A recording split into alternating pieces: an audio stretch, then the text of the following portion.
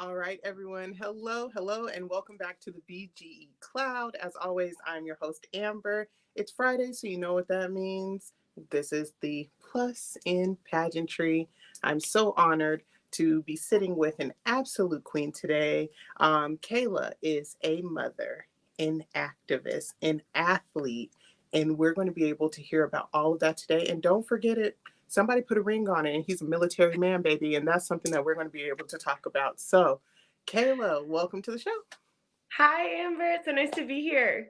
Yes, and as I said before we started recording, I'm so excited to meet you. You are my very first guest that I have never actually met in person or in passing. So, kudos to you, Queen. It's an honor. I can't wait. So, Kayla, let's just get the ball rolling. Tell us about you're sashed. So tell us about your current title and where you'll be competing next. Yeah, absolutely. So I am the reigning Mrs. North America United World. United World is an international system, and I'll be competing there over Labor Day weekend. So end of August, very beginning of September in this year. In Round Rock, Texas, right outside of Austin. We compete at the Kalahari Resort there. It's amazing. This will be my second year there. I went last year as Mrs. Kansas, and I came first runner up. And one of the cool perks of being a runner up is that if you decide to return the next year, you get the option of having the North America title. So Wow. I get to not only carry like a national, I get to carry like a continental title for the year, Oh which is really yeah. cool. That's amazing. So your system is new, right? It is. Or it's Yeah. like this third or fourth year. This will be the fourth. This will be the fourth year. Okay. So I'm so excited to actually get your perspective on this one because this one was on my list, So, Yeah. I love seeing new systems just come and blossom and bloom. What's something that attracted you to this system? So I guess to like preface, I am not a lifelong pageant girly. I had never even seen a pageant in person until I competed in one at 27 years old, and I was already married, and I had a 3-year-old kid. And so I dove into pageants as an advocacy tool, and I said, if I'm going to do it, I'm going to go big or go home. And so I did the America system first, and was very overwhelmed because, as you can imagine, someone who's never even seen a pageant in their entire life, and I'm like then on stage at Mrs. America with 51 women. It was a lot to process. Right, yeah. And I went from there to some other of like the big name systems, but had a great time and just kind of felt like a little fish in a big pond, and I felt like a number, and I didn't like that because if I'm going to invest my time and my money into your system and I'm going to advertise for you and try and bring people in, like I want that same respect back from you. And another thing that felt really important to me is that I got into pageantry as an advocacy and an activism resource. I wanted to get my foot in the door places that I couldn't do it without a crown and a sash on my head. Mhm. My daughter has Down syndrome, and so that was the big push for me. And so it kind of hit me after those first couple of experiences that the places that I was dedicating all of my time to, giving all of my money to go represent on their stage, were places that my daughter probably wouldn't really be welcome. She wouldn't be considered competitive. She wouldn't be taken seriously because she has a disability. And so I kind of made the decision at that point, like, I need to start investing myself into places where she would be welcome, where she would um, Right. not be taken advantage of, where she would really just be seen and appreciated for who she is, because that's what we all want, right? That's what I want and what I was feeling I wasn't getting. That whole like little fish in the big pond mindset. And so I started digging around and doing some research. And United World came really highly recommended by one of my really good friends. And so I said, they're a lot smaller, so I'm going to feel a lot more supported through the whole process. They have a history of really diverse courts of their queens. They go all the way from junior teen up to Mrs. and Ms. And if you look at their past record of not only the individual delegates in years past, but their winners from each year, they have a ton of diversity. And I really appreciated that. And so I said, hey, this is what I'm going to do. And I went, and I had such an amazing time that clearly I'm going back for a year too. Right. So Right. Yeah. Okay. Well, you've given me a lot to fork into there, and I'm very excited about that. But one thing you just said that really just kind of triggered something for me was that you saw diversity not only in the contestants that made it to the big show, to internationals, but also in your winners. And that Yeah. is huge because I feel like there are systems out there that have, diversity in their mission statement. And when you get to nationals, you see it, but your winners still look a little cut and Mhm. paste. Absolutely. So wow, that's actually really huge. And then one thing that I want to circle back into is family. So you have two little ones. So you have a daughter and a son. Is that I right? do. Yep. I have Kerrigan, my daughter, is almost 8. She'll be 8 in just a couple months. And then my son Knox will be 3 like midsummer. So he's like 2.5 right now. Okay, Kerrigan and Knox. I love that. Both remind me of characters in movies. I So love it. that's awesome. And that's how my brain works. So at home, sometimes like my boyfriend will say something and then I'll just bust off singing a song because that Yep. little The obscure same way. part just like triggered a song. Yep. So that's absolutely beautiful. But no offense at all, both of your kids' names reminded me of villains in movies. So like, Honestly, that's fairly on character for them, though, if we're being honest. Like, Kerrigan may be 8, but she thinks that she's 16, so she's, like, fully in her teenage era despite the fact that she's nowhere near that yet, and Knox is fully in his terrible 2s and 3s. So, like, we can no offense taken. okay, yeah, because Knox, I was like, oh, that was the bad guy in the Charlie's Angels movie, and then Yeah. I was like, and then I was like, oh, Kerrigan, she was the bad lady in Casper. I was like, oh my Oh my gosh, god. I had forgotten about that one. I was like, oh, okay, I'm into it. I'm I here love for it. it. Well, fun fact, we didn't actually name either of our kids. We couldn't come up with names for either of them. With Kerrigan, we had a boy name picked out and we found out she was a girl and we could not agree on anything. I am a former teacher and have coached gymnastics for like 11 years now. So I have a long list of names that I was like, these are hard nosed. And my husband is in the military. So he has a long list of names. He was like, absolutely not. So my boss at the time actually came up with Kerrigan's name. And then when I got pregnant with Knox, we had a girl's name picked out because we were confident he was going to be a girl. And then we found out he was a boy, and we had no boy names that we could agree on. And we are big Chiefs football fans, and we were watching a Chiefs Okay. game, and the opposing team had a player whose last name was Knox. And my sister was like, oh my gosh, you should name him Knox. And it stuck. So we didn't name either of our kids. I love that. Knox is also I was in property management, so we use Knox box. So they're like these indestructible lock Oh, boxes. yeah, So yeah, yeah, they're like, yeah. yeah, so they're really cool. So yes, it works. So thank everybody for contributing to the name game. Uh, fun fact, when my mom was pregnant with me, they originally told her that I was going to be a boy. I was like being born when they were like, When they oh, found, it's a girl. oh my gosh. Yeah. And my mom's first question was, does she have hair? And so, yeah. I so, love it. so I get it totally. But that's amazing. I love that you have a family. So, is your husband active in the military currently? So he's done a little bit of everything in the military. He was active duty in the Marine Corps for 6 years. He's in intelligence, so their enlistments work a little bit differently. It's not the normal 4 years like everybody would think. You actually do 6 year enlistment. And at the tail end of that, I was pregnant with Kerrigan, so he decided to leave active duty and go into the reserves. So he took a civilian job and was in the reserves and did that for most of Kerrigan's like early childhood. And then we were living in Maryland at the time. That's where he had been stationed. And we're both from here in Kansas, and kind of between cost of living there and Kerrigan having a disability, we were just like, we really need to get back home.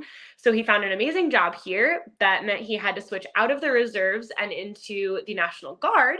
So he did that, and he's now in the Air Guard, and he was just regular National Guard for like a year, and then now has an active duty like job position within the Guard. So he's still National Guard, but active duty. It's like a whole complicated, I don't pretend to understand any of it. I'm just like, great, as long as you are happy, fantastic. Yeah, it sounds like, he just can't get away.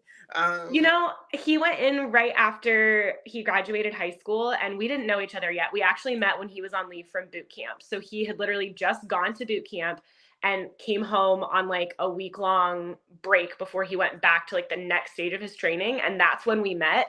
But it's really done a lot of amazing things for him and for our family. So our goal right now is to get him to retirement. Fingers crossed. We have like 6 years, 6.5 years left before he hits that. And once we hit that, then we'll kind of reevaluate. But it definitely has its pros and cons. But like I said, it's set our family up really well, and it's given us a lot of really cool opportunities. So I can't complain too much. I love that. And then him being in a kind of different field in the military, probably gives him a totally different perspective. Because, honey, when you met that military man on leave from boot camp, I know you were like flag, flag, flag, flag, military. No. Yeah. And what's even funnier, I had been engaged before I met him, and I had just broken that off because of a couple of things, but part of it was that guy wanted to go into the military and be an officer and be away all the time. And I Oh, was that's like, so oh, funny. honey, I'm not built for that. Like, no, no. No, thank you. Your girl's not meant to sit at home and pine. Like, that's not my lifestyle. And then literally 2 months later, I met Kelly on leave from the United States Marine Corps. And I was like, that's my man. And so we like played a whole lot of like back and forth for probably about 6 months before I was finally like, okay, like, are we going to date? What are we going to do here? You're 1,200 miles away, so we need to make a commitment. And Yeah, we've we been need to make together a show. ever since. Oh my gosh. Same drug or same vein, different drug. So when I met my boyfriend, I was just like, absolutely not. Like military men, hard no. No shade to our service members. We do appreciate your service and thank you for what you've done for this country. But I personally was just kind It's a lot to like process, and it's a lot, especially like I'm very type A. I don't know about you, but I'm very like, I like to have a plan. I like to know what's coming next. And my running joke is, as a military wife, like, I don't get to write in pen anymore. Everything is in pencil because you oh, just I love never that. know what's going to have to be erased, shifted around, rescheduled, moved around. Like, we made it, I don't even know, like 10 years of the military with no deployments, no long training exercises, nothing. And Yes. then we moved home. I had our second kid, I had Knox, and I was in the process of opening a brand new business. And the guard was like, hey, PS, you have to go to a 3-month training so that we can check a box for you. And so he left for about 5 months when Knox was 4 months old. And I had just opened this brand new business. Like, all this crazy stuff Oh my was happening. And they sent him to 5 months of military training. And I was like, why now? Like we were so close. Oh my gosh. I'm enjoying this story, girl. Cause yeah, I met my boyfriend and he was already retired. So he had already left the military. So on our first date, he was talking, he was like, yeah, I was in the Navy. I was like, Side past eye. tense, like, right? Like aggressive side eye. And then I was like, I'm watching you. I'm watching. But yeah, I love that. And listen, ladies, okay, you can't broad stroke these men. You No. gotta get to know him first. Just because he's in the military doesn't mean he's a whore. Okay, like he's a good guy. Give him Yeah, a chance. and trust me, like, if you saw my husband, you would not look at him and be like, "Oh wow, that's a jarhead." Like, that's a Marine for sure. I mean, he's an intel. He's like not super tall. He's super like skinny and athletic. He's not like a big like. So Raw. people meet us and they see like the Marine Corps and they're like, "Were you the Marine?" And I'm like, "No, no, not me. Him, him." It was this guy. Oh, I love that. You should. Do you ever play into it when people ask you Oh, like, "What do you?" absolutely. A I hundred would. percent. Like, especially when we lived in Maryland, because everybody around there is somehow connected to the military. And like, I would have grabbed like his PT sweatpants to like run to the gym really quick or something. And people would be like, oh yeah, like, are you up at Fort Meade? And I'm like, heck yeah. Like, technically not a lie. We do live around there. Right, right, technically, like, but are you one of the people that they talk about on TikTok? Like, do you think that because your husband's in the military, Oh no. okay, okay, Mm-mm. I was about to say, I No, like you, girl. I don't Don't do vibe that. like that. People it, like, makes me viscerally uncomfortable when people are like, "Oh, thank you for your service," and I'm like, I'm gonna be honest with you, I, most of the time, really don't enjoy being a military wife, so I'm probably not doing very much service. Yeah, like, Most of the time, I'm actively cursing like, "Ah, damn you, National Guard." oh my gosh. Yeah, I'm so happy I missed out on that Yes. because I'm despite this whole girl boss persona, okay, I I I like my cuddles. Like I need help opening things. I'm a Ye damsel. I'm Yes, trying. and let me tell you, literally, when he got sent on that 5 months of training, we're really, really lucky, and the idea sparked us.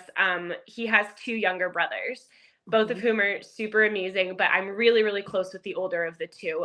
They were, I mean, really young, like 8 and 6 when Kelly and I started dating. So, I was like, "You don't think Carter would wanna, like, move in and help with the kids and, like, just play like Manny for us, do you?" And he was like, I mean, I can ask him. And so he did.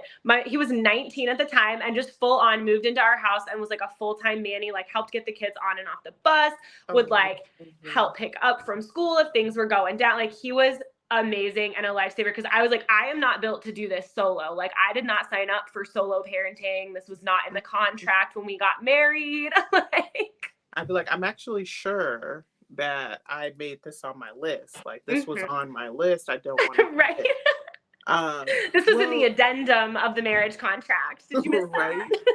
Like, do you remember signing that? It was after the champagne. Yeah.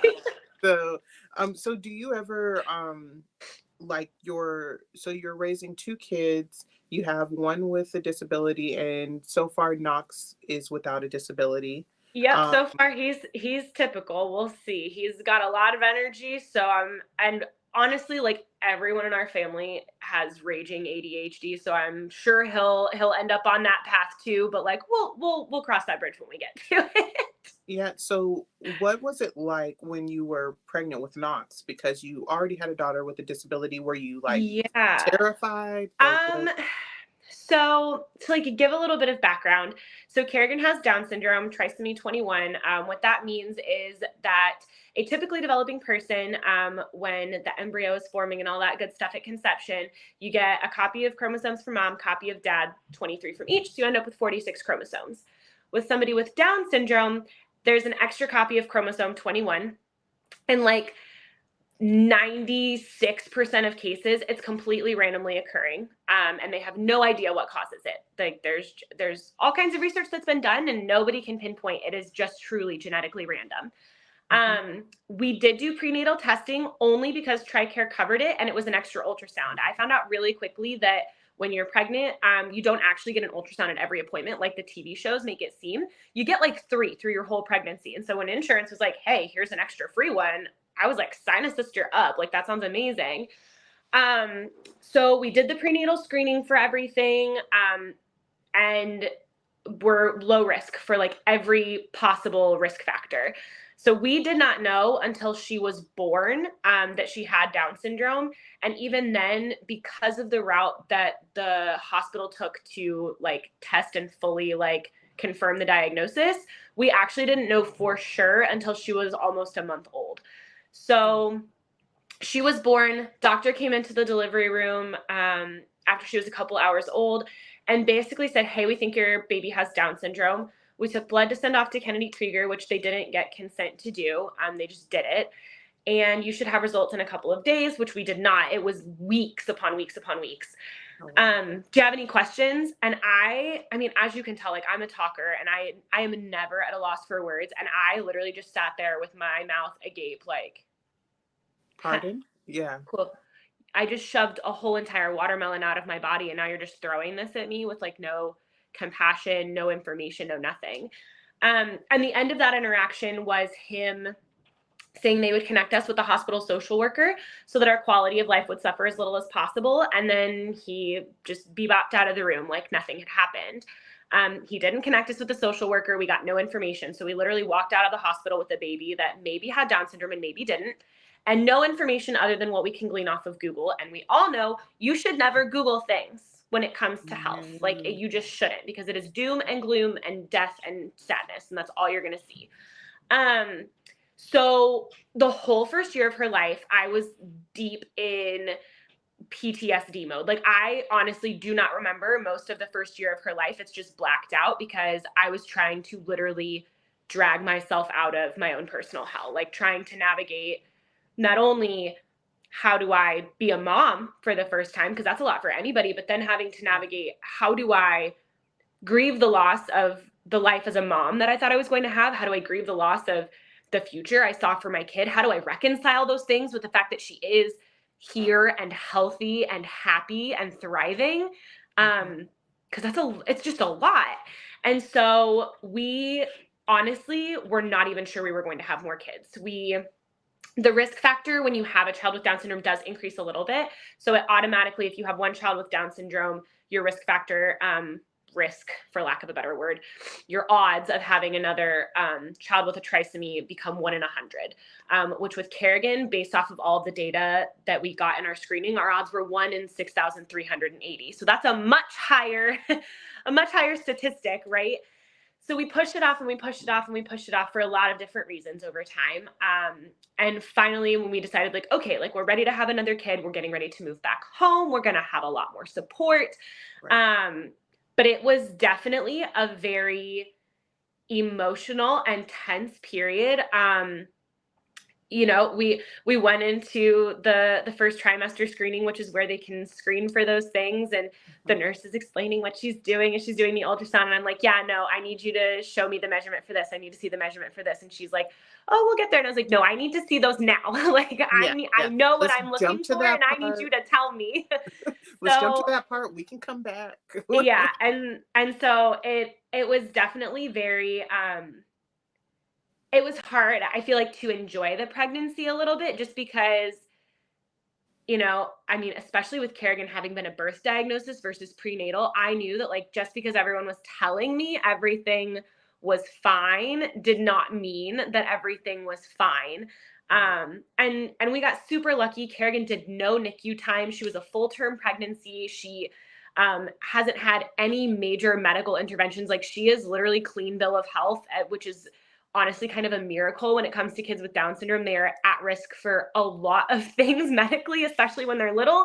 So that helped some, but it definitely made it was a very weird mental place to be, because you're like trying to enjoy the pregnancy, but like I enjoyed Kerrigan's pregnancy and then everything fell apart at the end. So it was a weird place to be mentally.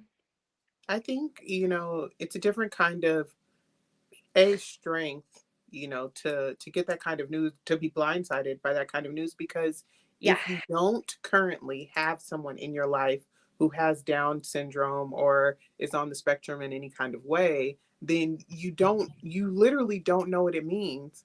Like, we've seen kind of in the media, we've seen the success stories. Oh, this young lady with Down syndrome is a model and she's living this life and that life. And, we just, there's so little that we understand about what it means, so getting that after just giving birth Uh, and then trying to process everything that you don't know, you know, yeah. it had to have felt like, being washed over and over It, and over again. yes. And then, like, so I have a really long history with disability. My younger sister has an intellectual disability. My mom was a para educator for 10 years. I have an education degree. So, like, I'm really well versed in that world. I did not particularly enjoy being a part of it. Right. If you had told me 10 years ago that I would now have a professional paid position as a disability advocate, I probably would have laughed in your face and been like, "Ha, fat chance." Um, but I was at least well versed. I wasn't super familiar with Down syndrome in particular, but disability realm, I understood, Generally. which made it easier in some ways and harder in others, because I knew the terminology. I knew what things to be concerned about. I knew how to advocate for things the correct way. But it also meant that, like, my husband, who doesn't have that background, he gets to kind of have like a rosy outlook on things sometimes, that I'm like, I don't have that luxury of having that, like, like throw on the That rose-colored optimism. glasses and everything is rainbow and sparkles and like she's gonna be good. Like I don't get to play that game because I know very viscerally from living this life my whole entire childhood with a sibling with disability, and then now I'm her tertiary guardian. So like at the point that my parents are gone, she'll become my third kid. She gets to come and hang out with us, and she'll be part of our family at that point, to make sure that she's taken care of and has everything that she needs. She's super independent, but she does need some supports, and so we'll make sure that she gets that. So I don't get to play the like sunshine and roses game as much. I don't get to block that stuff out of my head. I'm very realistic about that. But it again, it works in my favor because I feel like there's a lot of people out there, um, other moms who are getting a diagnosis or have a diagnosis and don't want the sunshiny side of stuff. They want the realistic, like I want to know what I'm actually up against in the world, Right. because despite the fact that it's 2024, like there are a lot of societal stigmas and there are a lot of really big hurdles and red tape that as a disability parent you and your child face. um, and then with some of the medical outreach that I do, I think it really bodes well when I'm working with medical professionals to be like, look, I'm really realistic about our experience. Right. So if you have questions that you would be worried to ask somebody else because you don't want to damage them, I'm not that person. I'm not going to feel damaged because you want to ask me about what the hardest things are, about, what the worst experiences we've had are. I would rather share those with you. I would rather what those stigmas are, what that red tape is, what our families are actually going through, so that you understand as a professional how you can help navigate those barriers when other people like just kind of shove that stuff under the rug sometimes.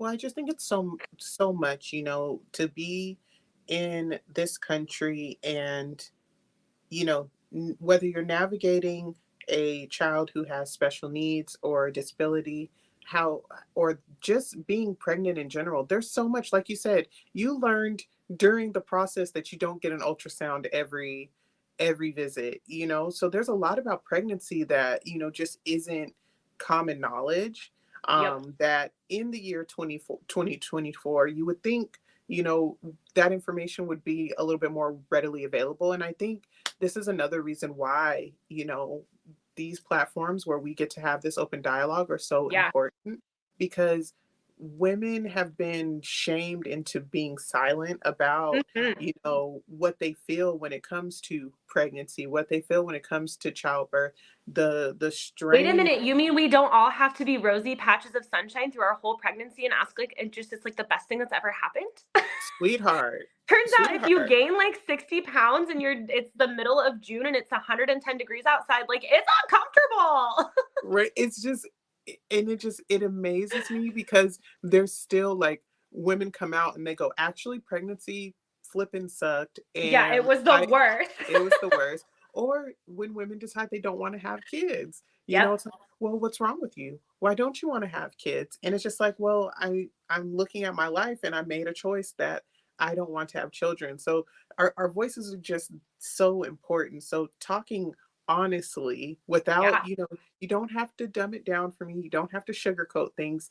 Tell me what's coming for me Yep. so that, I can be the person I need to Informed be. and educated and make the best decisions possible for me, for my family, for my health, for my family's health. Like, yes. Right. And so, yes. So, everybody, side note, make sure you vote. Make sure you vote later this year. Amen. Okay. But, Primaries, all the all, elections, your local every, elections, your state, your county, all of it. It all counts. if you're in Washington, okay, in particular, you get that ballot in the mail, take it to your car, fill it out, and literally just put it back. Just put it back in the mailbox, okay? Don't even take it in the house. Just Just do it on the right. steering wheel. It's like I want to like duct tape a pin to the mailbox and be like, just fill it out here and just put it back. Just don't even walk it anywhere. Just do it at the mailbox. Fold it down. You've got a built-in desk to fill it out. It's fine. There's like a little thing that pops up on the side. But I love it. it's just like it's important, so who you vote for, I don't care, but your voice is important. Use You your need voice. to be Yeah, heard. Use your 110%. voice. Use this opportunity. vote. Segue.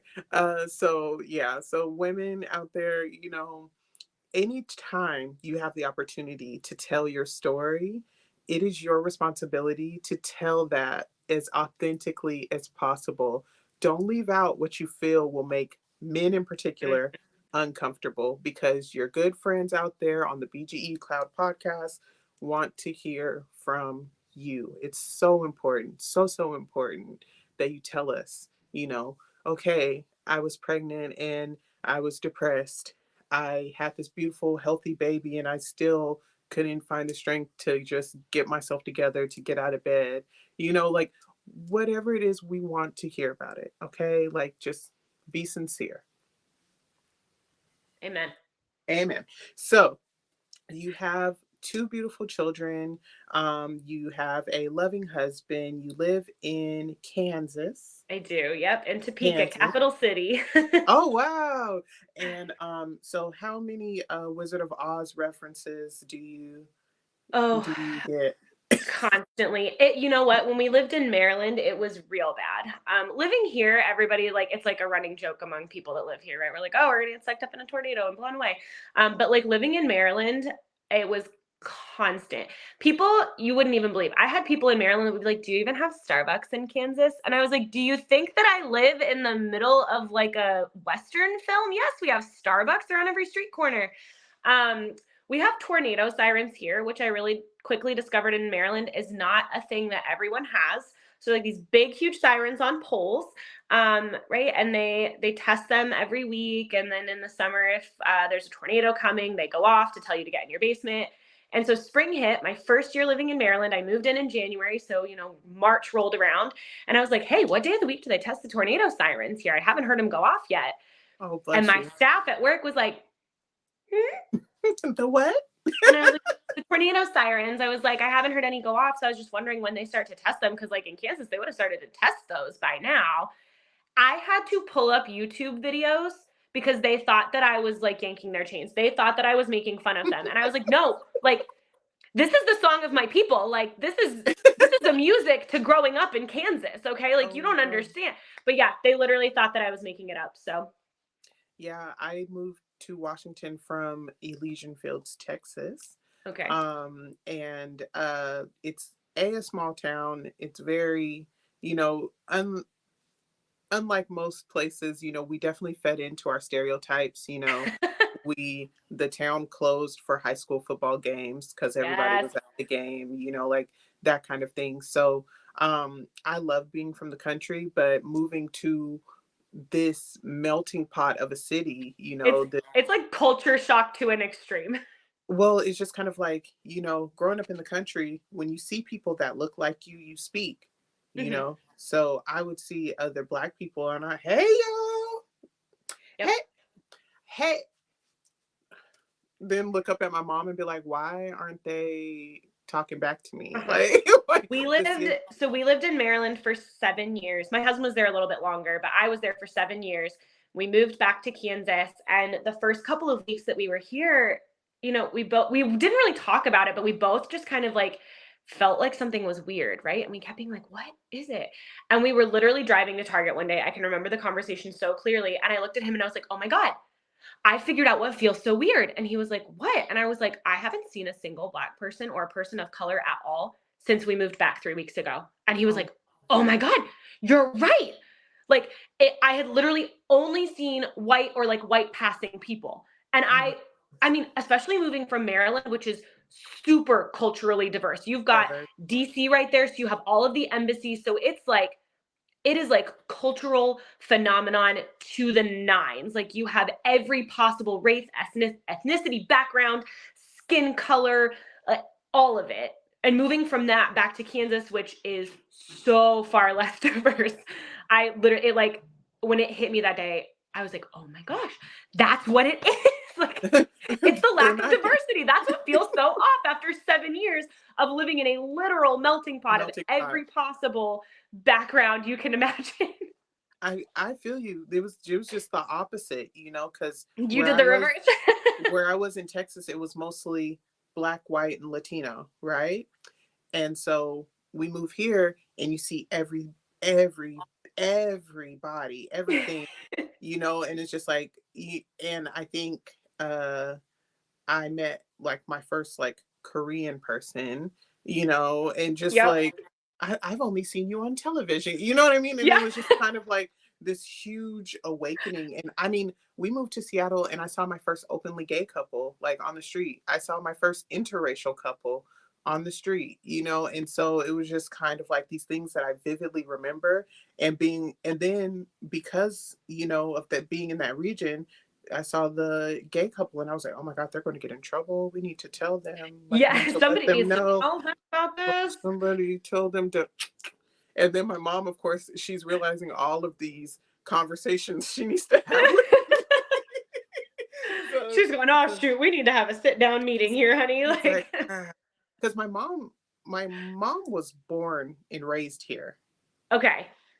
So, I was born in Seattle but raised in Texas. So most of my childhood memories are down south. Right So there. whatever that means to you, that's what I came up to Seattle with. And, on one hand, I was so put back because the Black community isn't as tight knit as it is down Oh south. yeah. So I felt lost trying to navigate that, whilst also learning that there were all of these different ways to live and that they're all beautiful and should be accepted and recognized in their own individual way. So it was just kind of like a lot of that. So you doing the reverse, being in this cultural haven for years on years on years, and then going to some place that was kind of like culturally destitute. Like, And like that's it puts like interesting. a weird twist because I grew up in Kansas. I lived here until I was 21, 22. And I don't think at that point I would have recognized that, right? Like I don't think that I understood the the lack of diversity. And I mean it's gotten better since then, but I after living in Maryland as long as I did and then coming back, I'm like, "Oh my gosh, like where are all of the other skin colors? Like Like, where are the rest? where where are you all at? I miss the diversity." Like Well, it's like you don't know what you don't know, right? So you're living in yeah, this bubble. And then I think that's why it's so important for people to take the opportunity to yes. travel, Yes. um, and just experience different things in different cultures, because it 100%. you can't always trust what you get on media, through Mhm. media. Sometimes you just have to go and see things for yourself. Absolutely. So, if there's a city or a state that you start, nationally, and then and then branch out. But if there's something you're curious about, you should put forth the effort in doing the Yes. research and going to those places. So like me, some years ago I went to New York because I love fashion. So I was in school for fashion design. I had just started my pageant career, which wasn't supposed to be a career, was supposed to be a one and done. And now here we are 11 years later. Um, but, and I did one of those model searches, right? Uh-huh. And I actually got chosen. So I went to New York to audition for the designer. And I had already met my best friend in pageantry. We met at a national pageant, and she was also going to walk in some shows. So we made a trip of it. And all my life, I was like, oh my God, I want to go to New York. I want to go to Broadway, da, da, da, blah, blah, blah. And when I went, it was fashion week. So it was chaotic. The Mhm. streets were crowded. I Uh-huh. saw I saw the biggest rat I've ever seen in Oh, my life. they're like cat-sized. Yeah. It threw me for a loop because I saw it in one of the busiest intersections in the world. I saw it Yep. at Times Square. I was Yep. expecting to walk past like a subway entrance, and there'd be a little scurry, whatever. But the rat was in Uh, Times Square. It asked me for my number and winked at me, and it just I can't. So for me, oh my gosh. I had glamorized the city. I was like, oh my God, New York, the lights, the this, oh my God, the SVU. Like, like Yep. I was like, this is gonna be great. And then I got there and I was like, mm-mm. Somebody lied to me somewhere. I was like, I'm ready to go. I did have really I have great taken pizza. I've been to New York a whole bunch of times. So where we lived in Maryland, we were only like 4 or 5 hours away, depending on the time of day. And so I went for my 18th birthday. My uncle took me to New York City and took me to a couple Broadway shows. I did a lot of theater in high school, and he's a huge theater geek. So that was my birthday and graduation present. And I had a fabulous time. And then living as close as we did, um, Kerrigan booked a couple of modeling jobs, kind of like you're talking about, little like cold casting stuff. And especially with her having a disability, it was honestly kind of easy to get her cast because brands are really looking to diversify right now. And I got to take my husband with me one time, and he had never been. And I think we had walked about 8 feet through Times Square, and he was like, "Oh no, this Yeah. is terrible. I hate it here." He does love Central Park. Central Park is a big hit for him. But outside of that, every bit of New York City, he's like, ew, gross, yuck, don't like it. And I've gotten to take a couple of other people for their first trips. And every time it's always like, it's one end of the spectrum or the other. Either people light up and are like, oh, it's amazing. Or the other like, get Yeah. me out of here ASAP. Well, and I'm a tropical creature, so I don't do winter sports. Yeah, you So don't want to go there in the winter at all. the fact No. that it was cold and Mm-mm. snowing, I was just like, ew. I've So been yeah. really lucky and have only been during nice weather, with the exception of one time. And one time that we took Kerrigan for a modeling gig, it was pouring rain. I mean, it's New York City. You walk everywhere or you take the subway. And I was not about to try and navigate the subway with my kid and a stroller and my husband, who was already in like disgusted mode. I was like, there's no way I'm getting him on a subway. It's not happening. So, we're just trudging through the rain puddled streets of New York City. I'm like, oh my God, bless you. No, I tried to hail Yeah. a cab. I stepped out in the street. I did the thing and embarrassed myself. As it went, whing! Yeah. I was like, oh, okay. But I mean, the experience, going to fashion week, seeing fashion shows, having that I checked off my box, great. Yeah. Now, my boyfriend is from the East Coast, and he's like, "Oh, we have to go back for this and that," and I'm like, or What a what if we didn't? What if we didn't? So yeah, it just wasn't for me. It wasn't my bag. So your daughter models? I heard that. She did. Yeah, she hasn't since we moved. I work, well, now I work part-time, but for a very long time I was very, very full-time, working like 50 plus hours a week. And so it was really tough to like, I mean, if you want to model or if you want your kids to model, you basically are just at like the whim of casting directors, And so they call you, and like both of the modeling jobs that she booked that were big ones were literally like, "Hey, we need you in New York City tomorrow at 9:30 a.m. Can you be here?" And I would be like, sure. We'll figure it out. And I'd be like, okay, great. But especially now living in Kansas, there's just not as much here, and I'm not about to like fly to New York City for a modeling job where they're going to give you $12 and a crusty piece of pizza. So we haven't done as much, but she did 2 really big campaigns when she was like 1, and then another one when she was 2. And what does she think about your pageant journey? She's obsessed. She thinks it's really cool. I don't know that she fully knows the like the work that goes into it and like what it means. What she knows is mom has fancy shiny stuff that I get to wear as long as I'm behaving myself. I love that. And mom comes home from pageant weekend with an opening number dress that immediately gets added to my dress up closet. So she is Also a all, win. yeah. Oh, I loved y'all's opening numbers from last year. That was the fringe Uh-huh. situation. Oh, Yep. loved it. Yep, Loved it. Your she has literally worn that one to the point like there are no sequins left on it. All of the fringes falling out. She literally it goes on at least once a day. She wants me to shake it off so that she can like jam out. She's a vibe, let me tell you.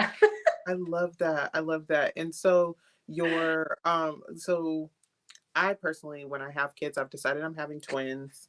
Love it. And yes, yeah, Just yeah, knocks you out at once. Like then yeah, just you've got one 2 and and done. you have to do 1 pregnancy and then you're done.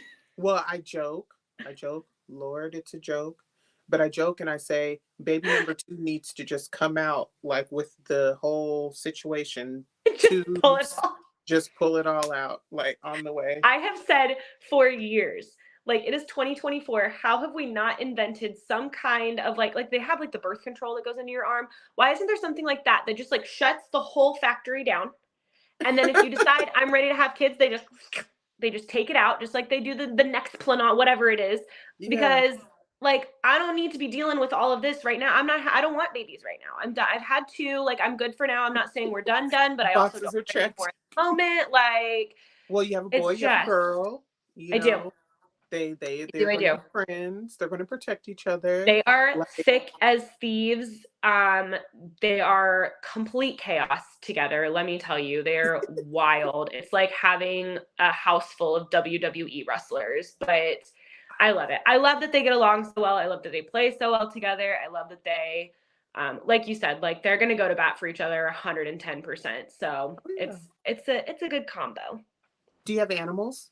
We do. We have two dogs. Both of them are rescues. Bear, we've had since he was like a little puppy, and he's 10 now. And we joke that he's like our crotchety old man neighbor. Like he is super emotionally needy and just wants all of the attention on him at all times. With which, I mean, we have two kids. We have all of this other stuff going on. I don't know why a thumbs up just popped up. That was fun. Yeah. I did Um, something once and I got balloons, but I don't uh-huh. know Oh what it yeah, I is. like if you like wave your hands, confetti falls down. Um, and then so he's like a total mutt. We have no idea what he is. He's a hot mess. And then we actually just rescued a German Shepherd in November, right before Thanksgiving. So she is like 3 years old and she's like the best little mama dog. She takes care of the kids and she Mhm. constantly wants to boss everybody around because she's a shepherd. So she needs everybody to be doing what they're supposed to be doing all the time, which is Right. nice because like as a mom, I'm like, true, go take care of those kids over there. Like they are not listening. Go headbutt them into shape. Like, Right? Nudge them where they're supposed to be. I yep. know so I have two dogs as well. Apollo is our rickety old man. He's 9. He'll be 10 this year. I've had him since he was a little powder puff. Oh, Um and he's such a character. He's definitely my son. Like he's definitely of me because he's such a diva, you know? And then he does this thing. So he his dog sitter was like, "Oh, honey, I think you should take Apollo to the vet. I think he's going deaf." And I was like, "What? Tell me what happened." She was like, "Yeah, well, I was trying to get him off the couch. I was telling him to move, and he just didn't respond at all." And I said, like "Oh, okay, okay." So I picked up a bag of chips and I crinkled it. He came from like across the yard. you were like, no, I honey, was like, he's just gonna "He's fine." the couch is his place. He was just not listening to you. Yeah. And if you like offend him, he'll be quick to be like, and he'll eventually like just turn his whole back I at me. can't. He's such a diva. And then my boyfriend's dog, well, she's mine now. But Apollo is a Maltese Shih Tzu mix. Um Okay. and my boyfriend's dog, she is so needy, but she's cute and she knows it. She has these giant brown eyes. She is a Yorkie wiener dog mix. Oh And my so gosh. she looks like a standard size Yorkie, but then you look at her for a while and you just see she's just a little long. You're Like like something about your proportions is a little yeah. weird. She's just a bit long, and she has these big eyes, and it's just like she'll come up to you and she'll just give you the eyes until you pick her up, and then you pet her head and she nestles. Like I love it. and that's where she wants to be. She wants to be in your We skin. we have never had like a snuggle dog that wants to like be a lap dog until we got True, the German Shepherd, and she is like 70 pounds, but she thinks that she is a lap dog. She thinks that she's like Yorkie size. So you're like, oh, True, come on the couch, let's snuggle. And she is like full on, like taking up your whole body. I have pictures of her literally just like laying on me. Like I'm laying on the couch half asleep and she is physically on top of my body. And I'm like, okay, well, when I when I was like saying my prayers for a dog that liked to snuggle, I didn't know that this is what I was praying for, but I guess this is, one of those, be specific in your prayers, folks, be Yes. specific, because you never Make it know what you're make it going to clear. get. Make it clear, because the Lord, he hears you, and he's Now I gonna don't ask need a for the. weighted blanket. That's my running joke. I'm like, I don't need a weighted blanket. I have a 70-pound lap dog. It's fine. Well, my dogs like are such divas. They have no bit of self-preservation thought at all. So I have a heated weighted blanket, and I crank that bad boy up. Heck Um, yeah. so so it's like a 20-pound weighted blanket, right? I turn it on, the dogs come up, they cuddle, and I'm like, oh, they like it because it's warm. I had it on high one day, and then all of a sudden, Luna vomits everywhere. I'm like, oh my God. Right. And then so I'm cleaning the blanket. We put her Oh, in the no. kennel so that, we can get cleaned up. We're trying to get her water, everything. Then she like explodes, diarrhea everywhere. So Oh now I gosh. have to like Google what's going on. I'm like, oh my Yeah. God, vomit, diarrhea. They're like heat exhaustion,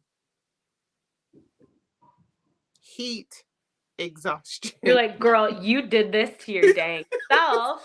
I was like, how did you? So now we're cleaning up the mess, getting her in the bath, da da da. And I'm like, okay, new rules. When I have the blanket on, no dogs on the blanket. No dogs. But Apollo, This is he's a like, dog-free zone. right. This is my time, my space. So Apollo, he's just a glutton for punishment. So sometimes, obviously, heated weighted blanket, your girl falls asleep. It's nap time. Yeah. So so he'll jump up on the blanket, and then all of a sudden I'll hear, "Ugh, ugh." I'll be like, get off, get off my blanket. Oh no. They were like, if they're just kind of like, if I die, I die. And I'm like, At I'm least I'll die happy and cozy. cozy and warm. So we've talked about, let me get back on track. So we've talked about your family. We've touched on some pageantry. Let's talk a little bit about your advocacy and how that kind of ties into your life. So, if Yeah. you have your platform or specific cause that you support, let's talk about it. Yeah, so I kind of told you our diagnosis story, and obviously the doctor that delivered it didn't do a great job. You really shouldn't be telling people your quality of life is going to suck now because your kid has an extra chromosome. It doesn't put people in the best headspace. And Chocolate. we found out years later that Maryland actually has something called a Down Syndrome and Information Act. So that doctor actually like broke statute by not providing us with certain resources. And that's not something that every state has, but it is something in Maryland. So when Kerrigan was probably, I don't know, maybe like two and a half, I had kind of like wrenched myself out of the PTSD phase, and I had decided, okay, I need to do something. Obviously, that experience isn't the way that it should have been. And I've talked to other moms at this point and heard stories of diagnoses being provided really well with lots of support and compassion, with resources, with information, so that those parents walked away feeling educated and informed and maybe not prepared, because it's not something you can really prepare for, but at least feeling like, hey, I'm not alone in this, right? Um, and so I decided that I needed to figure out what that step was going to be. Like, how am I going to advocate? I'm just one person, and my kid's only a couple years old. I'm not well established in the disability community. And I saw an advertisement on Facebook for a Mrs. Pageant, and I literally laughed out loud. And I was like, who in their right mind is spending their hard earned money or their husband's hard earned money to go prance around a stage in a swimsuit and an evening gown so you can have a crown on your head? And then a couple Mhm. of days went by, and I was like, I mean, okay, I used to do theater, and I do miss that, but I don't have time for that. But like this, I could go back on stage. Like, I love being on That's stage. Put me in fine. the center of attention. And then a Mhm. couple more days went by, and I was like, I mean, it would be nice to have something to like make myself look nice for. And like, like I'm a mom and I work in a gym environment, so I live in leggings. So like getting to wear a nice dress would be kind of fun. Would And be a couple nice. more days Yeah. went by, and I was like, I mean, all those pageant girls have platforms. They all have stuff they advocate for. Surely they do that for a reason, right? So I said, okay. I looked at my husband and I said, I think I want to do a beauty pageant. And I mean, you can see I'm not pageant typical. I have a pixie haircut. I'm 5'2". I am curvy, athletic. Like I'm not the girls you're seeing on the Miss Universe stage. Okay. Um, and God bless my husband, knows nothing about beauty pageants. He just looked at me and he was like, so do we like buy you a dress or what do we need to do for you to do a beauty pageant? And I was like, whoa, we're on board. Um, and so I decided to call my platform Strong Over Wrong. Um, it the messaging behind it comes from a speaker that I heard in an IEP session who was talking about the fact that when we're working with any population, in his session he was talking about students, but with anybody, we really need to be looking for what's strong in that individual and not just the things that are wrong, right? Um, there's always something we can check that we're not good at. There's always something where we're deficient. There's always something that is missing because we're human. Nobody's perfect, but everybody has a really unique skill set. Everybody has something that they're good at, right? Kerrigan literally cannot even walk into a Target without walking out with 18 new best friends. We walk into the grocery store and she's like a local celebrity. People will be like, "Oh my gosh, hi Kerrigan, you must be Kerrigan's mom." And I'm like, "Who are you? How do you know Yeah. my kid?" And I don't know you. Like, they'll be like, "Oh, I was her buddy when we did this activity with the high school, blah, blah, blah." And I'm like, "Okay, great. Nice to meet Great. you." Thanks.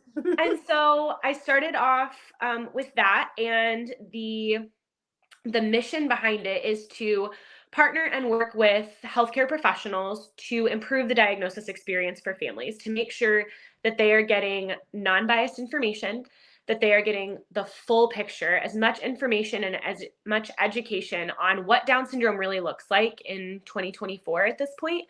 Um, so that they're feeling supported, they get that compassionate care. So they're not walking out of their child's diagnosis, whether it's prenatal or postnatal, feeling empty like my husband and I did. And we've been really, really lucky. When we moved here to Kansas, our organization here is incredible. And they actually brought me on as a volunteer to help run the medical outreach sessions.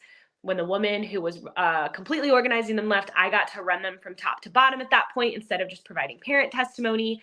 And then this past fall, they actually brought me on as a staff member. So I now handle it as a paid staff member. And I get to handle our new parent outreach too. So whenever we get a new family that gets referred into the organization that has a prenatal diagnosis or a postnatal diagnosis, my voice is the first voice that they hear. So they get my phone number, it's me on the other end of the line, and they get to not only get that support from an organization that is really well established and has lots of resources, but they have somebody that's been through it. They have a mom to talk to that's not going to judge them no matter where they're at in their journey, and that can truly, like, from the inside out be like, your feelings are valid. Like, I don't care if you're angry, I don't care if you're sad, I don't care if you're happy, because maybe you had bigger concerns than just Down syndrome, and Down syndrome is nothing compared to like a massive heart defect that would need to be fixed, and it turns out that's not there, but it's just Down syndrome. There's so much on that spectrum, and no matter what it is, that it's valid. And I mean, I've only been doing it for like 6 months, but it just feels like really impactful work, and I get to see physically and tangibly the change that I'm putting back into the community that's supported me for the past like 8 years almost. So it's been really, really cool. That's amazing. And I love that, your platform ties directly into your experience. Yeah. Just kind of definitely that see a need, feel a need. Yep. Um, Oh, and precisely. right. And then another thing that really sticks out is that, you have that unique experience of actually, this isn't something you read about.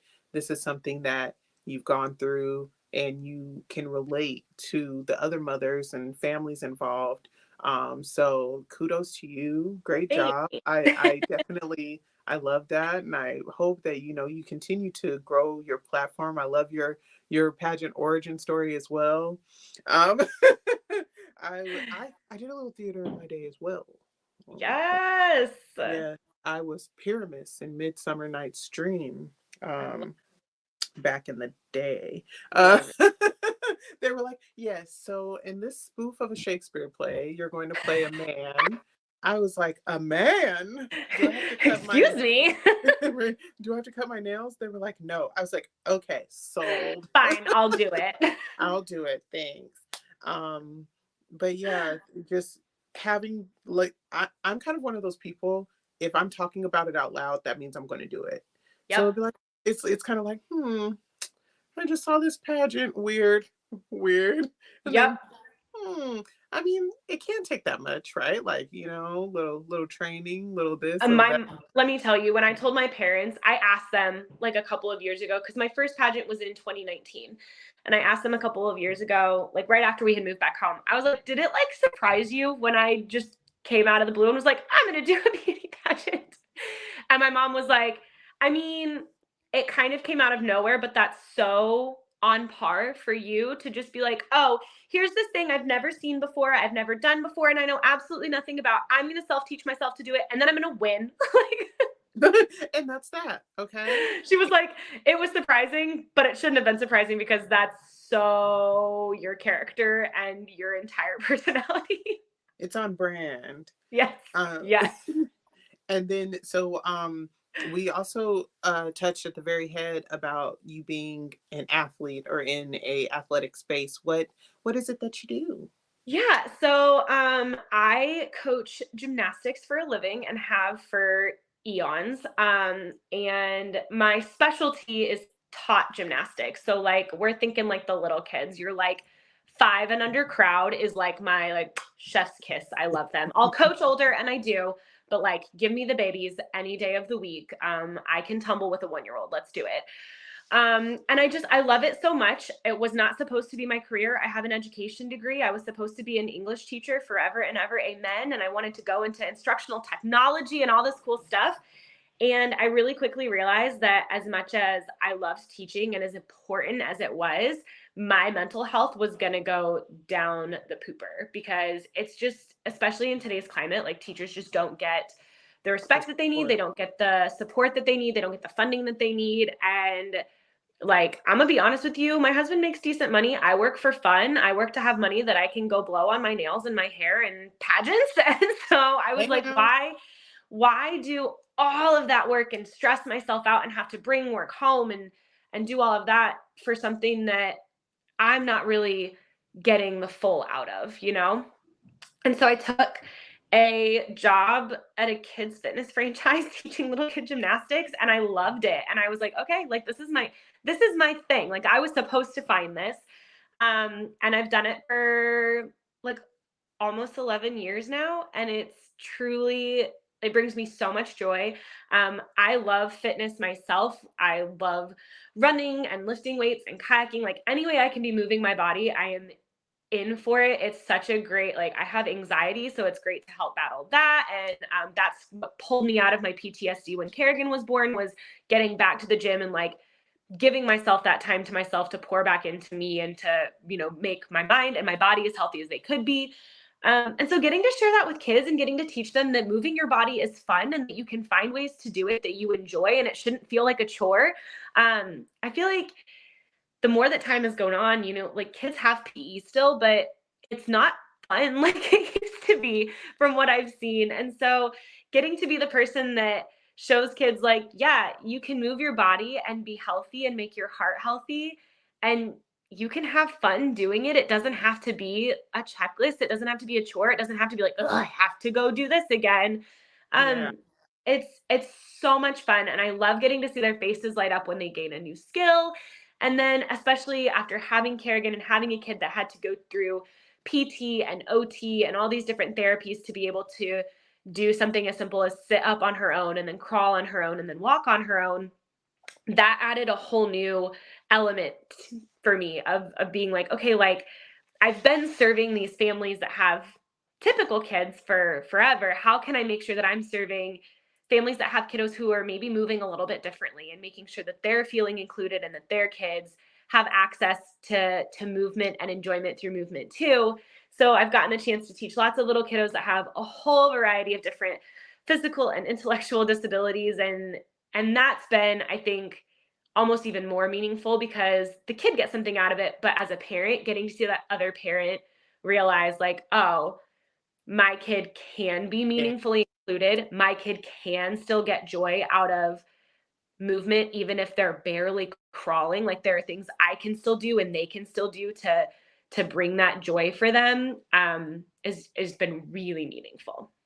I think a couple of things. So you need to get t-shirts made that say "My kid can" Oh, I and love that. incorporate that into your platform. That one's free. Okay. I love Um, it. Thank you. Storing that one up here. and so with you teaching, were you actually a gymnast at any time or? So I did like recreational gymnastics for like 3 Mm, or 4 years when I was a kid. And got invited to join the competitive team, which like everybody was really hype about. And I was like, "Ugh, I don't know. It sounds like a lot of work.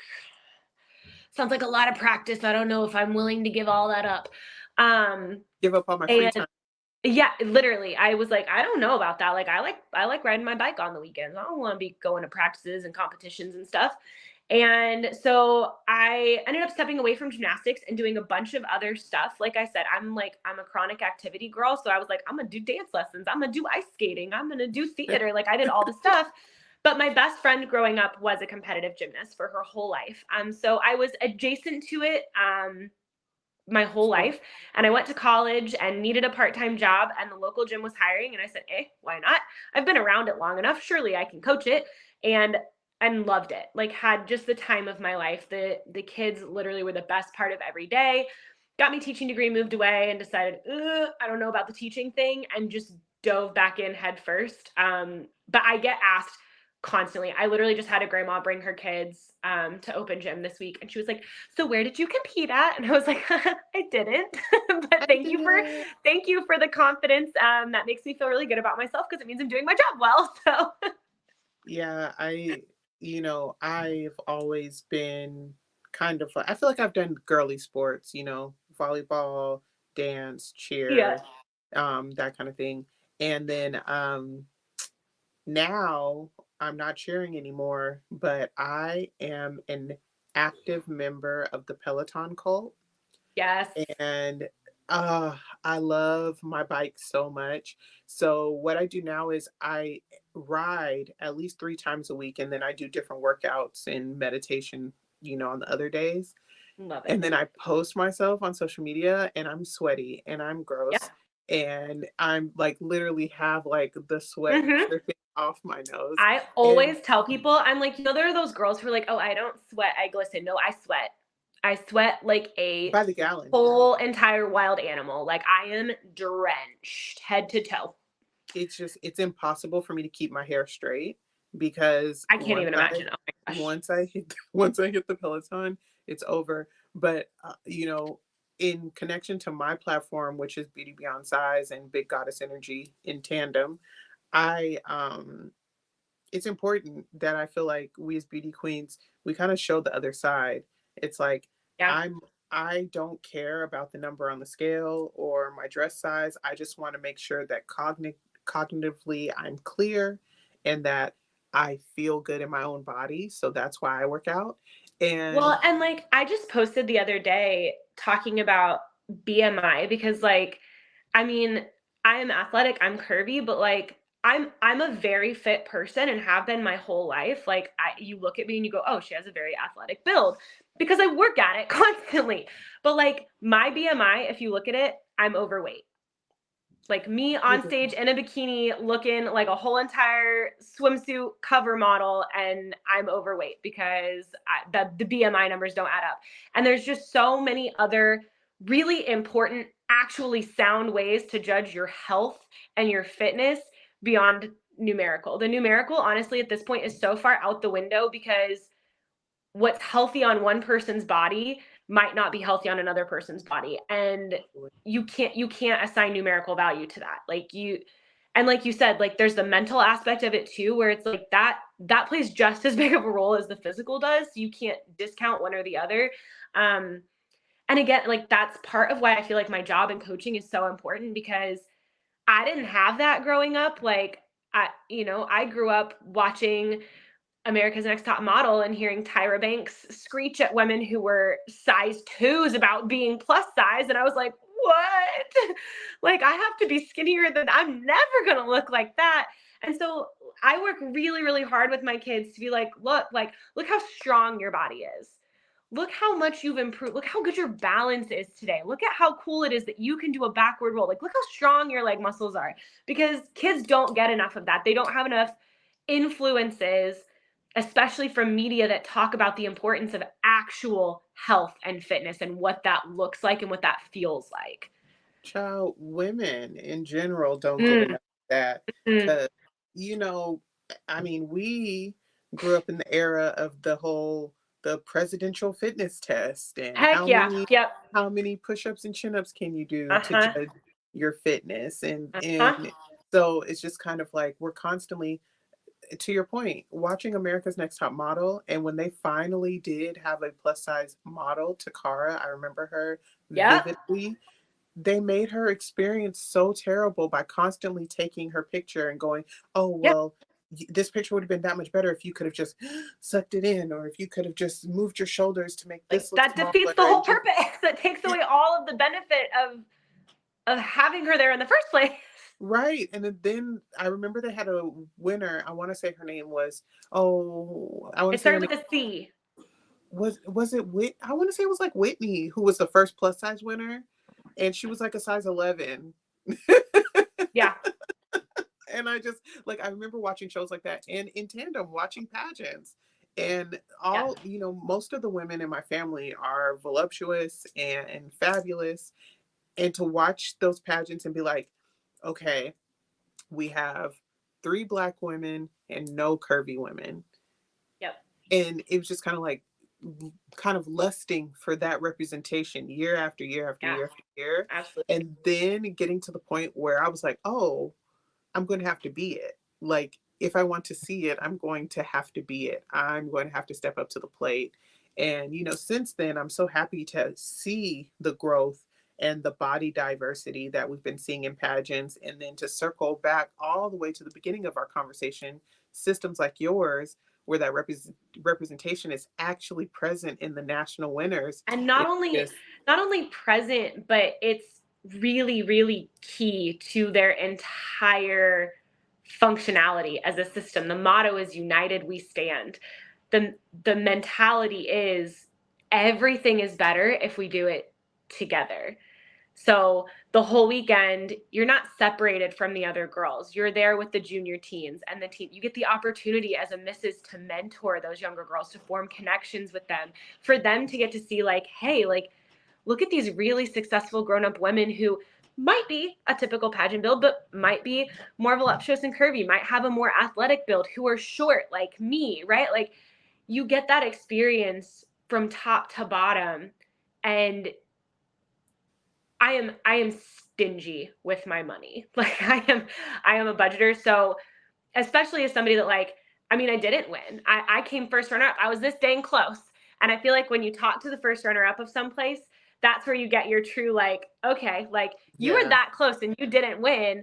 Like, what did you really think? And I feel like if that person says like, I wouldn't change a thing. I mean, obviously I would have loved to have won. That would have been great. But like, that would have been the amazing. Yes. entire the entire experience from top to bottom is so well thought out and so genuine. Like you talked about, there are systems that advertise and say, oh, diversity, diversity, diversity. But if you don't act on that, and if you don't make plans that accommodate for that, right?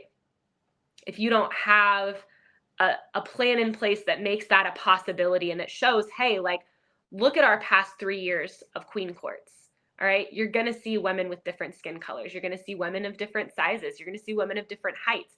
You're going to see some women that competed in a bikini. You're going to see some women that competed in a one piece. You're going to see some women that competed in very ornate, over the top beaded gowns. And you're going to see some that competed in a really simple, off the rack, something that they might have gotten at Dillard's or JCPenney's. Like, it is so truly open-minded and accepting. And in my head, what pageantry needs to evolve to if it wants to stay relevant, because women do need that Represent. empowerment and that representation, because the percentage of women that fill that bucket that is currently what most people think about when they think about a pageant queen is really, really small. And there's a whole lot of women who can make a really big difference and who have the passion and the background and the understanding of how to push the needle forward, that just get overlooked because they don't fit in that bucket. And I think systems that start saying, okay, well, we'll take that bucket. We want the working queens. We want the queens that are just as beautiful and just as smart, but maybe don't fit the standard norm. We don't care. Like, that's not, we don't care if they are going to be the cover of Teen Vogue. Like, that's not what we're after. We're after somebody who's going to make a difference. And I feel like United World is doing such a good job of tackling that issue and being really authentic and genuine and transparent about how they're doing it. And I have the most respect for the whole system from top to bottom. Everybody knew everybody's name when we got there. The director went through and knew everybody's first and last name, what their platform was, what state they were representing. The whole staff was the same way. You know, I'd walk down the hallway and people were like, "Hey, Kayla, hey, Mrs. Kansas." And I was like, "Hi." Hi, I'm bad with names. Don't judge me. Right? Oh my gosh. Well, I love hearing about these systems, and you might see me there next year. Shh, don't tell anybody. Girl, But come on. I love hearing about systems like this that are really, doing what they can to connect. And pageantry is and can remain a very key part of the female experience if we can be more inclusive. Yeah, On one hand, I get wanting this to be something that you work towards, something that you put in the effort to become. But I don't think, like, for example, with the new rules with Miss USA and Miss Universe, hmm, right? And again, I'm a choreographer for the Miss Universe organization. I love that pageant system. That was my first. I competed there 4 times at Miss Washington USA. So this is not a bashing campaign. However, I do want to make it abundantly clear about where I stand with the removal of the age gap and everything like that. I support things like that. I want to see those women shine. But when you remove that age limit, you are opening the door to all these different body types yep. coming in, all these women with these different experiences coming in. And are So they it's, truly going to be fairly represented? Do they truly I stand a chance? Right? and then of course with the leaked audio, Uh-huh. okay. So for me, hearing it, I was not surprised. Like, No, not at all. for this organization to change hands, and I don't have any insider information. This is just my personal opinion. Don't come for me. But from my experience, being somebody who's in this industry for as long as I've been, I've seen it before. Yep. Other organizations have done it, so whether it was with malicious intent or not, me being a plus size woman and somebody in that category that is rarely seen in these scenarios, my first thought was, okay, we need numbers. You know what I mean? Yeah. But what I want is I want to shift that. I want these things to happen in this industry and that not be people's first thought, that Yeah. not be people's first idea. And I want to see us surpass the top 20. I want to see us win. And Yeah. not because we just have to have a plus size girl win or whatever the situation is, but because she's the best Because candidate. she's the most deserving person. Yeah, absolutely. And it's just kind of like my size will never stop me from doing this job, for Yeah. being an advocate for women, for being a mentor in my community, from growing Right. my business. What does your height or your weight or your body style or the size of shoe or dress that you wear or whether you have short or long hair or wear a wig or extend, like, what does any of that have to do with your beauty? Which, I mean, they're beauty pageants. Like, we got to keep that in mind. Like, that's always going to be there. What does that have to do with your beauty? It doesn't, because I know just as many gorgeous 5 foot tall women as I do women that are 5'10". And what does it have to do with your capability to do the job? It's a job, It's a right? job. Running social media for your Oof, title. Jesus. I had one of my back panels just fall off and beat me up. It's it's okay. that, it's just encouraging us. It's going, yes, girl. It's going, okay, wrap it. It's like, okay. Oh my gosh. But you're correct. You're correct. The size, even like, we as people put all these areas of competition between us, who Yep. can afford a makeup artist, who can afford the Mhm. custom gown, custom earrings, this, that, the third. And while it is important for you to determine how you're going to put your best foot forward, You shouldn't be looking at what the contestant next to you is doing. You need to trust that that person is Yes. being true to their self. Yes. Okay. And And what you need to and be what true to they yours. need to feel their best and to put their best foot forward might not be what you need. Like Right. I at Mrs. United World last year, I got complimented on my wardrobe like day in and day out, and I was like, "Sis, I spent like $100 total on Shein. Hey. I just hunted and found the right things, or Amazon or whatever. Like, I'm not walking around in a custom couture wardrobe. My gown I got off of Poshmark and I have worn like 4 times before.